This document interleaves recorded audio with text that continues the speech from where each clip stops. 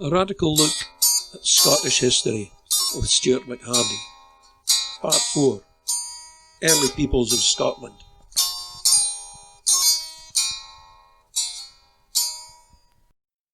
In the centuries after the Romans left, we rely on sources from outside of Scotland to try and understand what was going on here. Due to repeated invasions from the south over many centuries and widespread looting and destruction of the abbeys and churches at the Reformation, very little early Scottish written material has survived. We thus have to look to Ireland and England, and in particular this has meant using what are known as Irish annals, documents that arose from annotations in the margins of the calendars that were kept to calculate the various movable feasts of the Christian Church. Now, while the Romans mostly refer to the people up here as Caledonians or Picts, by the middle of the first millennium, various peoples of Scotland are being referred to as Picts, Scots and Britons.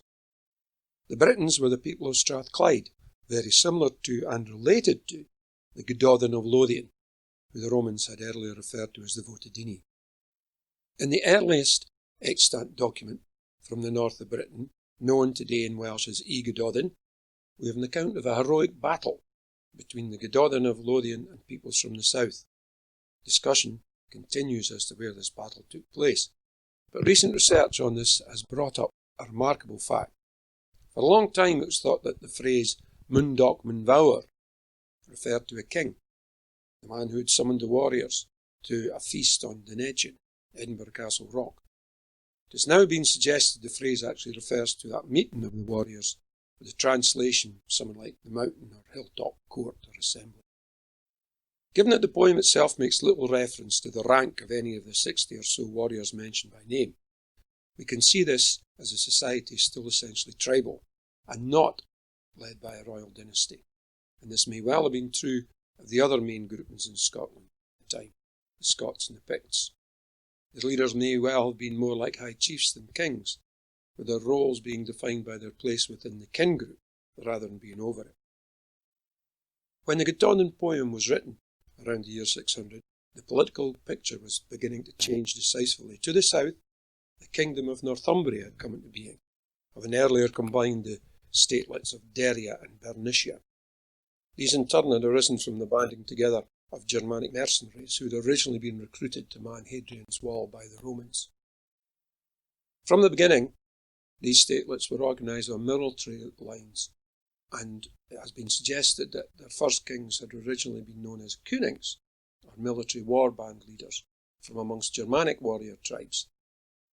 Whatever their specific origin, by the 7th century, Northumbria was an expanding militaristic state, its leaders intent on absorbing other lands and people. This is in direct contrast to the warrior tribes' practices of cattle raiding, a generally seasonal activity that could, and probably often, did lead to small-scale battles. However, in the battles against these invaders, there was a need for the tribal confederations of the north to develop the capacity for warfare as opposed to battle, and this would have demanded a new level of centralisation of their military activities, which must have affected all levels of society. From the earliest invasions by the Northumbrians to the time when the Picts and Scots permanently allied to form the new state of Alapa in the 9th century, the picture is complex, and our few sources suggest considerable volatility. Under pressure from the expansionist northern kingdom, the loose confederations were beginning to change, but they were essentially tribal for a long time after. The border reiver tradition lasted well into the 15th century, and of course in the Highlands, the cattle raiding warrior society lasted till the 18th century. Now, modern research suggests that in the period before the Scots and Picts did create the nation of Scotland, there was considerable intermarriage between the two peoples, certainly at a high level, and it is notable that several kings of the Picts, according to the Pictish king list, were Scots, just as there had also been Britons. This suggests a unique form of kingship, and those same king lists make it clear that the inheritance of kingship from father to son was unheard of. It may even have been that the dynastic line, if one existed, passed down through females, and the king got his title on marrying the queen. There have been suggestions that quite a few of the people mentioned as parents of Pictish kings in the lists have female names, and thus were their mothers, not fathers. We shall see in time, hopefully. Now, with the borders and the Highlands remaining essentially tribal for a long time, the situation in Scotland, as I say, was very, very complex. And in the Declaration of Arbroath, it says of the king, if he should give up what he has begun, seeking to make us or our kingdom subject to the King of England or the English, we should exert ourselves at once to drive him out as our enemy and as subverter of his own right and ours, and make some other man who is well able to defend us, our king. This seems a strong echo of the well-attested tribal and Scottish clan practice of replacing a chief who was considered not up to the job. Perhaps, in terms of Scotland's history, we would be better concentrating on kinship rather than kingship in this early period. The third of the peoples of the first millennium were the Picts in the north and east, and the Britons and Gododans south of the Fourth Clyde line, the Scots of Dalriada, effectively modern Argyll and the Inner Hebrides. For a long time, a cornerstone of Scottish history has been that the Scots were a Gaelic-speaking confederation of tribes who'd come over from Ulster around the year 500. They had three related tribes or clans, the Kennel Nongusa, the Kennel Lorn and the Kennel Gowran, and they feature strongly in the period when Northumbrian expansion was leading to significant change. They were, as the launching point for the spread of Gaelic over much of the mainland, probably as a result of the influence of expanding Christian church, the progenitors of what eventually becomes known as Scotland. However, the story of their arrival from Ulster exists in a single original source, Bede's History of the English Church and People. And it's always bad policy to base history on a single account.